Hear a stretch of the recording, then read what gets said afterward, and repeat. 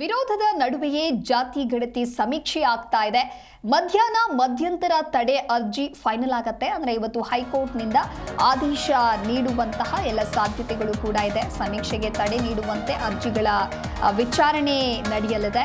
ನಾಗರಿಕರ ಸಾಮಾಜಿಕ ಮತ್ತು ಶೈಕ್ಷಣಿಕ ಸ್ಥಿತಿಗಳ ಸಮೀಕ್ಷೆ ಇದು. ವಿರೋಧದ ನಡುವೆಯೂ ಕೂಡ ಜಾತಿ ಗಣತಿ ನಡೀತಾ ಇದೆ.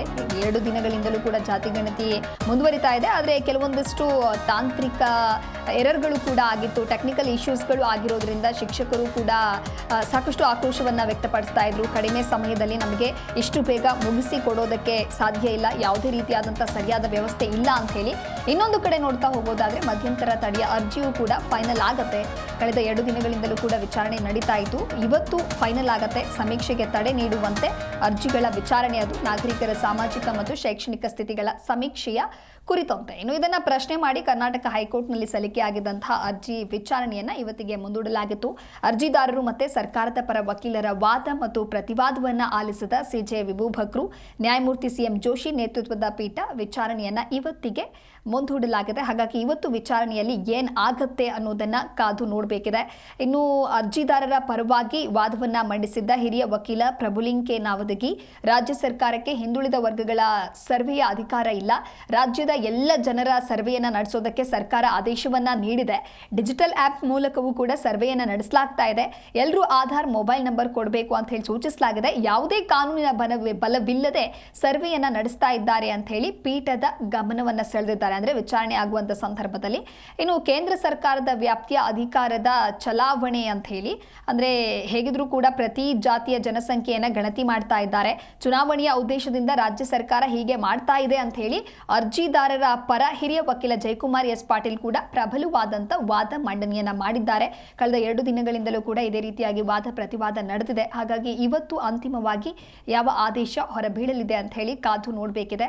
ಇನ್ನೊಂದು ಕಡೆ ಸಾಕಷ್ಟು ಆಕ್ರೋಶದ ನಡುವೆಯೂ ಕೂಡ ಸಮೀಕ್ಷೆ ನಡೀತಾ ಇದೆ. ಈ ಕುರಿತಂತೆ ಮತ್ತಷ್ಟು ಮಾಹಿತಿಯನ್ನ ನೀಡಲಿದ್ದಾರೆ ನಮ್ಮ ಪ್ರತಿನಿಧಿ ಭವ್ಯ ಸುನೀಲ್ ದೂರವಾಣಿ ಸಂಪರ್ಕದಲ್ಲಿ. ಭವ್ಯ, ಇನ್ನು ಸಾಕಷ್ಟು ಪರ ವಿರೋಧದ ನಡುವೆಯೂ ಕೂಡ ಜಾತಿ ಗಣತಿಯ ಸಮೀಕ್ಷೆ ಅನ್ನೋದು ಮುಂದುವರಿತಾ ಇದೆ. ಸಾಕಷ್ಟು ತಾಂತ್ರಿಕ ಇಶ್ಯೂಗಳು ಕೂಡ ಆಗ್ತಾ ಇದೆ. ಇದರ ನಡುವೆ ಕಳೆದ 2 ದಿನಗಳಿಂದ ವಿಚಾರಣೆ ಆಗ್ತಾ ಇದ್ದು ಇವತ್ತು ಹೈಕೋರ್ಟ್ನಿಂದ ಮಧ್ಯಂತರ ತಡೆ ಅರ್ಜಿ ಫೈನಲ್ ಆಗಲಿದೆ. ಸೊ ಏನಾಗಬಹುದು ಈ ಕುರಿತಂತೆ ಡೀಟೇಲ್ಸ್ ಕೊಡ್ತಾ ಹೋಗೋದಾದ್ರೆ?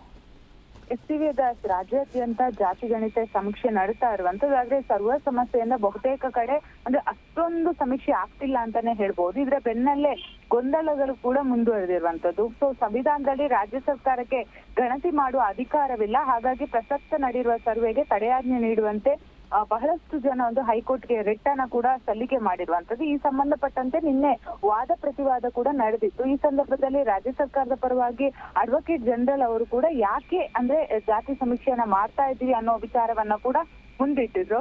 ಸೊ ಈ ಸಂದರ್ಭದಲ್ಲಿ ಏನು 4ಕ್ಕೂ ಹೆಚ್ಚು ಒಂದು ರಿಟ್ ಅರ್ಜಿ ಸಲ್ಲಿಕೆ ಆಗಿದೆ. ಸೊ ಇದು ಹಿಂದುಳಿದ ವರ್ಗಗಳ ಆಯೋಗ ಜಾತಿ ಗಣತಿ ಸರ್ವೆಯನ್ನ ಕೈಗೆತ್ತಿಕೊಂಡಿರುವಂತದ್ದು. ಸೊ ಗಣತಿದಾರರು ಡಿಜಿಟಲ್ ಆಪ್ ಮೂಲಕ ಮನೆ ಮನೆಗಳಿಗೆ ತೆರಳಿ ಕುಟುಂಬದ ಸದಸ್ಯರ ಜಾತಿ, ಉಪಜಾತಿ, ಶೈಕ್ಷಣಿಕ ಸ್ಥಿತಿಗತಿ, ಆರ್ಥಿಕ ಪರಿಸ್ಥಿತಿ, ಸಮಾಜದಲ್ಲಿ ಹೊಂದಿರುವ ಸ್ಥಾನಮಾನ, ಉದ್ಯೋಗ ವಿಚಾರ ಸಂಬಂಧಪಟ್ಟಂತೆ ಮಾಹಿತಿಯನ್ನ ಪಡೆದುಕೊಳ್ತಾ ಇದ್ದಾರೆ. ಎಲ್ಲೋ ಒಂದು ಕಡೆ ರಾಜ್ಯ ಸರ್ಕಾರ ಇದನ್ನ ಪಡೆದು ಅಂದ್ರೆ ಪೋಲ್ ಮಾಡ್ತಾ ಇದೆ ಅನ್ನೋ ಆರೋಪವನ್ನ ಕೂಡ ನ್ಯಾಯಾಧೀಶರ ಎದುರು ಮುಂದಿಟ್ಟಿರುವಂತದ್ದು. ಸೊ ಅಷ್ಟು ಮಾತ್ರವಲ್ಲದೆ ಏನು ನಾವು ಜಾತಿ ಸಮೀಕ್ಷೆಗೆ ಬಂದಿರುವ ಸಂದರ್ಭದಲ್ಲಿ ಡಾಕ್ಯುಮೆಂಟ್ಸ್ ಅನ್ನ ಸಬ್ಮಿಟ್ ಮಾಡ್ತಾ ಇವೆ. ಸೊ ಆಧಾರ್ ಕಾರ್ಡ್ ಆಗಿರ್ಬೋದು, ಪ್ಯಾನ್ ಕಾರ್ಡ್ ಆಗಿರ್ಬೋದು, ಇದೆಲ್ಲ ಮಿಸ್ಯೂಸ್ ಆಗುತ್ತೆ ಅನ್ನೋದನ್ನ ಕೂಡ ನ್ಯಾಯಾಧೀಶರ ಗಮನಕ್ಕೆ ತಂದಿದ್ದಾರೆ. ಅಷ್ಟು ಮಾತ್ರವಲ್ಲದೆ ಪ್ರಮುಖವಾಗಿ ಇದು ಅಂದ್ರೆ ರಾಜ್ಯ ಸರ್ಕಾರ ಇಷ್ಟೊಂದು ಹಣವನ್ನ ಕೋಟಿ ವೆಚ್ಚ ಮಾಡಿ ಅಂದ್ರೆ ರಾಜ್ಯ ಸರ್ಕಾರ ಗಣತಿ ಮಾಡುವ ಹಾಗಿಲ್ಲ. ಯಾಕಂದ್ರೆ ಸೆಂಟ್ರಲ್ ಗವರ್ಮೆಂಟ್ 2027ಗೆ ಒಂದು ದಿನಾಂಕವನ್ನ ಕೂಡ ನಿಗದಿ ಮಾಡಿರುವಂತದ್ದು. ಸೊ ಹೀಗಾಗಿ ಕೇಂದ್ರ ಸರ್ಕಾರಕ್ಕೆ ಮಾತ್ರ ಜಾತಿ ಗಣತಿ ಮಾಡುವಂತಹ ಒಂದು ಹಕ್ಕು ಇರುವಂತದ್ದು. ಸೊ ಹೀಗಾಗಿ ಪ್ರಮುಖವಾಗಿ ಈಗ ರಾಜ್ಯ ಸರ್ಕಾರ ಮಾಡುವಂತಹ ಜಾತಿ ಗಣತಿಗೆ ತಡೆಯನ್ನ ಕೊಡಬೇಕು ಅಂತ ಈಗಾಗಲೇ ಮನವಿಯಾಗಿದೆ. ಆದ್ರೆ ಇದಕ್ಕೆ ಕೌಂಟರ್ ಆಗಿ ನಿನ್ನೆ ಎಸ್ಪಿಪಿ ಕೂಡ ಸ್ವಲ್ಪವಾಗಿ ವಾದ ಮಾಡಿದ್ದಾರೆ. ಪೂರಕವಾಗಿ ಇವತ್ತು ಯಾವ ರೀತಿ ವಾದ ಮಾಡ್ತಾರೆ ಅನ್ನೋದು ಕೂಡ ಪ್ರಮುಖವಾಗಿದೆ. ಯಾಕಂದ್ರೆ ಸಾಮಾಜಿಕ ಕಲ್ಯಾಣ ಕಾರ್ಯಗಳಿಗೆ ಪೂರಕವಾಗಿ ಸರ್ವೆಯನ್ನ ನಡೆಸ್ತಾ ಇದೀವಿ ಅಂತ ರಾಜ್ಯ ಸರ್ಕಾರ ಪರ ವಕೀಲರ ವಾದವಾಗಿದೆ.